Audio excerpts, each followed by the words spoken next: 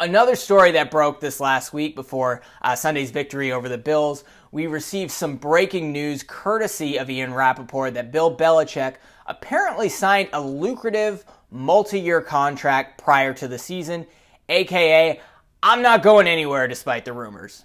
Now, in my opinion, this is a story that sounds like it means more than it actually does. Lucrative contract, he's Bill Belichick, the greatest coach of all time, who's also a GM. Of course he's going to get a lucrative contract. Multi-year, that's just a fancy way of saying more than one. So it's very likely Belichick's contract simply runs through 2024. I don't know if that's true or not. Only Belichick, Robert, and Jonathan Kraft know those details. But if the Krafts wanted to fire him this coming offseason, there's no reason to think eating some of that salary isn't on the table. So who may have leaked this? I see a couple of scenarios. The first is Bill Belichick. With all the media buzz that Belichick should be fired because of his team's performance, particularly with Jeff Howe's report that the Krafts would have no problem doing so if it's warranted, this could be a way to shut things up a little. Let the fans know you were there for the long term using vague language like lucrative, multi-year contract, which could just mean 2 years for a lot of money. It also lets the locker room know, hey, you guys need to buy in because I'm still the sheriff around here and I intend to be for the foreseeable future. The team certainly responded on Sunday if that was the case. Now, the second scenario is Robert Kraft. Maybe he wants to quiet the fire Bill talk, not only to ease some of the public relations hits his team is taking from starting the season 1-5, but also to protect his head coach.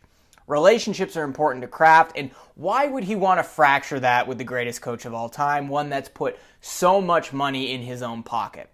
Now, this doesn't mean he won't consider firing or demoting Bill come the offseason, but let the season play out first. A lot of crazy things can happen in the NFL. The Detroit Lions got off to a rough start last season and nearly made the playoffs. Now they look to be actually one of the better teams in the NFC. Patriots have a very easy schedule after Sunday's Miami game. A lot could happen if this team is able to build on their victory against Buffalo. So looking ahead to Miami, Trent Brown, he's been a limited participant in practice, which is a good sign. He'll be out there on Sunday. If the Patriots have that same O-line as they did against Buffalo, it gives them a shot. Not saying they're going to win the game. Miami was a tough place to play even when they were bad. They are a much better team, too, at home when the offense can communicate effectively.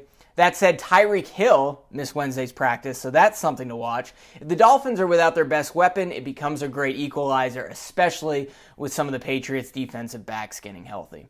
As of right now, the Patriots are 9-point underdogs, very close to where they were at facing Buffalo. They came up just a touchdown short against the Dolphins in Week 2 after multiple turnovers and falling into an early hole. The key to winning this game for the Patriots is getting out to an early lead like they did against the Bills. Even if it's 3-0, an early field goal, keep the game close, let Mac run the offensive game plan throughout, and you got a real shot.